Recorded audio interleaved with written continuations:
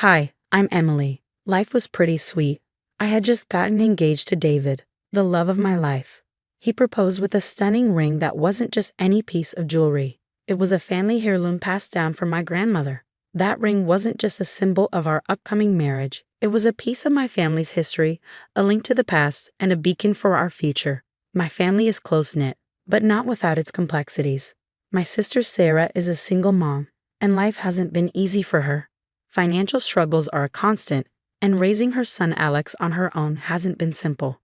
Mom and Dad often step in to help, both financially and emotionally. I do my part too, looking after Alex whenever I can, which is often because I adore that kid. One Sunday, the whole family was over at my place for dinner. The air was filled with laughter and the savory aroma of Mom's cooking. But amidst the warmth and joy, I noticed Sarah's glances at my ring.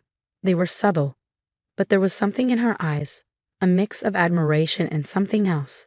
Maybe envy or desperation. It troubled me. Wedding plans must be a nightmare, huh? Sarah asked as she sipped her coffee, her eyes lingering on the ring. I laughed, brushing off her tone. Actually, it's going well.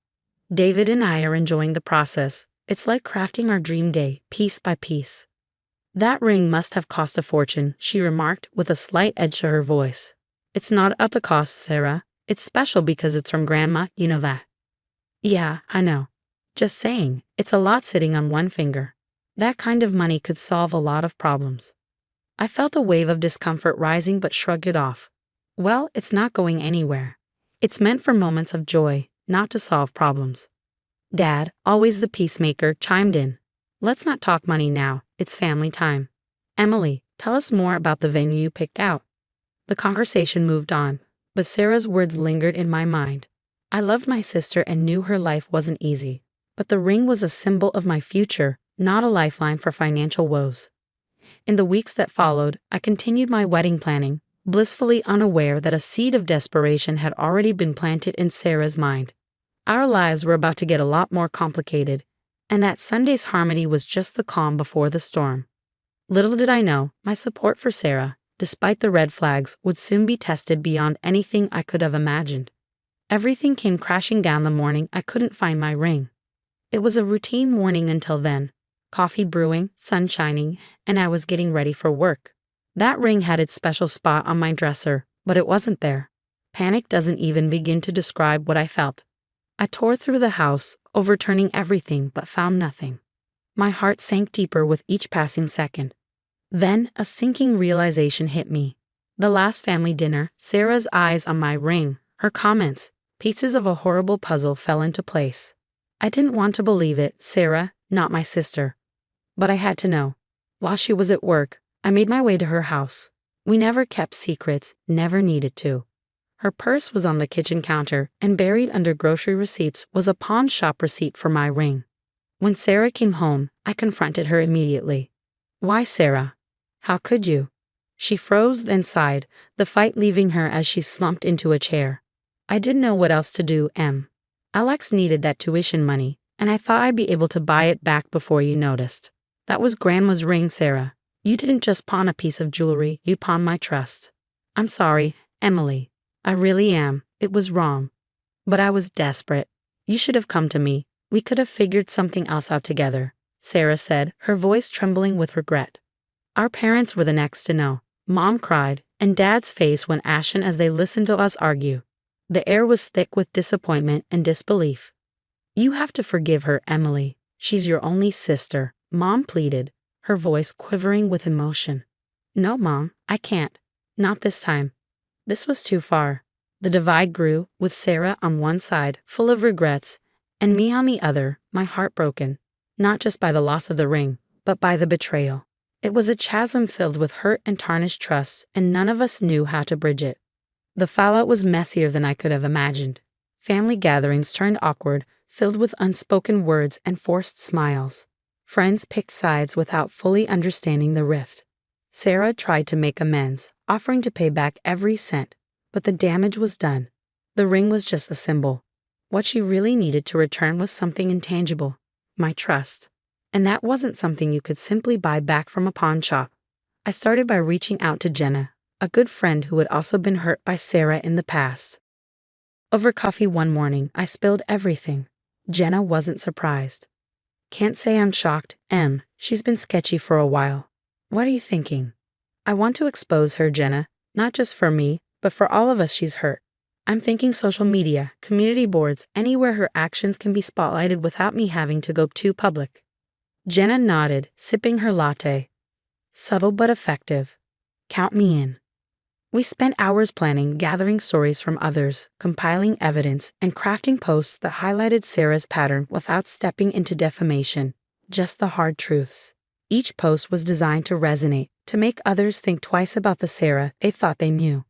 It started slowly, a shared post here, a whispered story there, but soon it picked up speed. One evening, I heard from an old neighbor. Emily, I saw your post. I couldn't believe it was Sarah doing all that. Really eye-opening. Thanks for reaching out. It's important that people know who they're really dealing with. As more people talked, Sarah's reputation began to crumble. Invitations dried up, her social circle shrank. The real kicker came when her employer caught wind of the controversy. They called her in, questioned her integrity, and by the end of the week, she was out of a job. Can you believe they fired me over some stupid rumors? Sarah confronted me one day at Mom's house, her eyes blazing. They're not rumors if they're true, Sarah. You did this to yourself. This is how you get back at me, by ruining my life. You ruined mine first, Sarah. I trusted you. She scoffed, looking around as if hoping for an ally. But even Mom and Dad had little to say, their disappointed glances telling their own story. Sarah's voice broke as she spoke again. I was desperate, Emily. I never meant for any of this to happen. I thought you'd understand. Maybe forgive me. Forgiveness isn't just given, Sarah. It's earned. And right now, I can't see myself getting there anytime soon. Leaving Sarah in the living room, I stepped out into the backyard, feeling a mix of relief and sorrow. It wasn't just about exposing her. It was about setting things right, or at least as right as they could be, given the mess. The community hall buzzed with anticipation. It was the annual neighborhood gala, and normally I would be excited. Tonight, though, my stomach churned with a mix of nerves and resolve. Tonight, Sarah's actions would come to light, not just to a few, but to everyone that mattered in our community. As the evening rolled on, whispers grew into conversations. Screens displayed emails, texts, and transactions, all meticulously verified and presented. The crowd's mood shifted as the realization of Sarah's deceit sank in. Can't believe Sarah would go that far, someone muttered nearby. Taking advantage of her own sister, that's just cold, another added. The room's temperature seemed to drop a few degrees when Sarah walked in. Her eyes widened as she took in the screens, the whispering crowd, her world unraveling in real time. Emily, please, can we go outside and talk? Her voice was barely a whisper amid the growing murmurs of the hall. Outside, under the faint glow of the streetlights, Sarah looked smaller somehow, diminished. Why did you have to do it like this, Emily? In front of everyone? This wasn't just about me, Sarah. It's about all the people you hurt, all the trust you broke. It wasn't right to keep that hidden. I know I messed up, but this is my life falling apart, Sarah whispered, her voice breaking. It was your choices that brought us here, not mine, I replied, watching as tears rolled down her cheeks unchecked. I know, she nodded, her voice trembling. I hope there might be a way back. Not this time, Sarah, not for a while. As Sarah walked away, the weight of our fractured relationship settled heavily on my shoulders. But life had to go on, and I needed to reclaim mine. The next day, I returned to the pawn shop. Seeing the ring again, a symbol of so much pain and love, was bittersweet. I'd like to buy this back, I told the owner, handing over the cash. It felt like a small victory, a piece of my past restored. The weeks that followed were a blur of preparation and celebration. David and I decided on a small wedding, just close friends and family who had stood by us through the storm. The day was perfect. As I walked down the aisle, the ring securely on my finger, I saw Sarah at the back. There was no interaction, just a silent acknowledgement of her presence.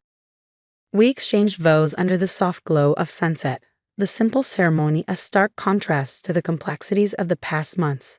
Afterward, as David and I mingled with our guests, I felt lighter than I had in months. You made it through, Emily, David whispered, squeezing my hand. I did. We did. I corrected him, smiling up into his eyes.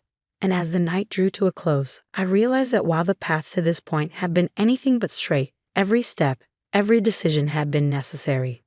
Sarah watched from a distance, and I felt a pang of sadness for what could have been. But some distances are necessary, some bridges too burn to cross again. That's the end of my story. Thanks for being here and for listening to my journey. If you found a piece of your own struggles in mine, remember, we're stronger than we think, and sometimes moving forward is the only way. Before you go, I have a question for you. If you were in Emily's shoes, would you have handled the situation with Sarah the same way? Do you believe in giving second chances to family members who betray your trust, or do some betrayals cut too deep to ever forgive? Would you have exposed Sarah publicly or dealt with it privately?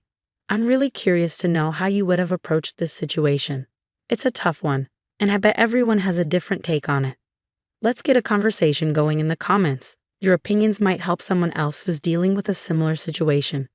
Do you think Emily's approach was justified, or was there a better way to handle it? And what about Sarah? Does she deserve a shot at redemption after what she did? If you enjoyed this story or found it thought-provoking, please give the video a thumbs up. It really helps us out. And if you haven't already, make sure to subscribe to the channel for more stories like this one. We'd love to have you join our community. Thanks for watching, and I can't wait to see your thoughts in the comments below.